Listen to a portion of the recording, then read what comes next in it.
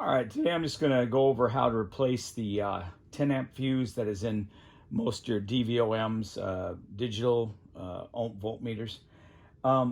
Basically, I use this and I had placed it on amp scale and had it in the 10 amp slot for doing draw tests. And I'd forgot when I did that, and of course I was doing a battery check on a new battery I put in my car. So when I did that and I took the two leads and I touched them across the battery, when you do that on the amp scale, you've got an open circuit, which basically goes through the fuse, and there's no resistance, so it basically is like taking a wire and crossing across your battery, so the spark blew the fuse. These fuses are like $5. You get them through Amazon, and I'm basically going to show you how to replace them. First of all, if you get the meter and you have a problem with it, and you turn it to amp scale or whatever, and it's not working, I don't have the batteries in right now, so I'm just going to show you basically what you could do. Is you can take your probes with another amp meter like this, and I have the actual fuse out right now and the new fuse. And so what you could do is you could take this and place it down in there, and then you could place it across the comm and across the amp meter, and you should have 000 or 0.1 or 0.2 on there, which you don't have because I took the fuse out completely. So here I'm going to show you. This is if you watch the ohm meter, I'm using another meter right here. If you want to check your fuse when you get it out, you can see this is the new fuse and it's showing triple zeros. And then you come here, it's open, and then you come back again, and same thing, it's open. This is the bad fuse. So you know that's a bad fuse.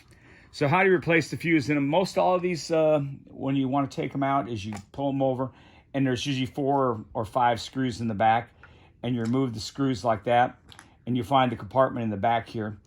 There's usually one fuse for the 600 millivolts or voltage, and then there's one here for the actual 10 amp side. So basically just you pop it out and you pop it back in. And like I say, you want to make sure that you check them, make sure it's working. Got it. We got a good one there. This one here is a tad smaller than the factory one, but I know it'll work fine. And then you just put the screws back in, and I'll do that here in a second. And then screw it back together, and you're good to go. I'll show you this meter after I get done and check it out for you. Okay, back here we've got it lit up. We've got the on amps again, and we're going to check it through the 10 amp where I blew it last time. And we're going to take the black lead and go through comms, and we're going to take the red lead and go through the 10 amp slot. What you got to do is I got the ohm meter here, so we should see 3 zeros or equivalent. I got to get in there and catch the metal here, and it's being difficult for me today.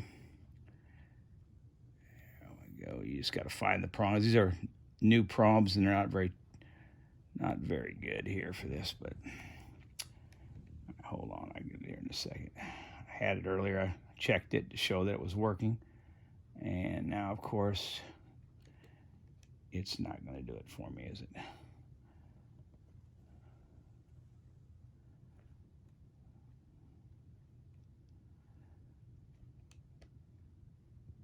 There we go.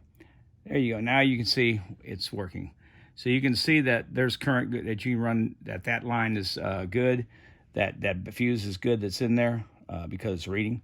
It's just a little difficult with these tips on there to get in there to where this push pieces go in there to check with the ohm meter. But it's just a double check. You don't have to do that. It's an easy way to check your meter. I would say easy if you had better tips on it. I've got some extender tips in there I could have put on, made it a little easier. But this is a new unit, so it's hard to get to those metal pieces down in there to actually make contact. But it's one way you can check it after you get the new fuse in, which I did. Just double check to make sure everything's working properly. And as you can see, it was working properly. We checked it with the ohm meter. Well, that's how you replace a 10 amp fuse in any multimeter. DVOM, as they call them now. Simple, easy, just, any one of these, the cover comes off and their fuses are pretty easy to replace. They do cost about $5. You can get them at Amazon or Lowe's or any place else. That's my video. Hope it helps somebody.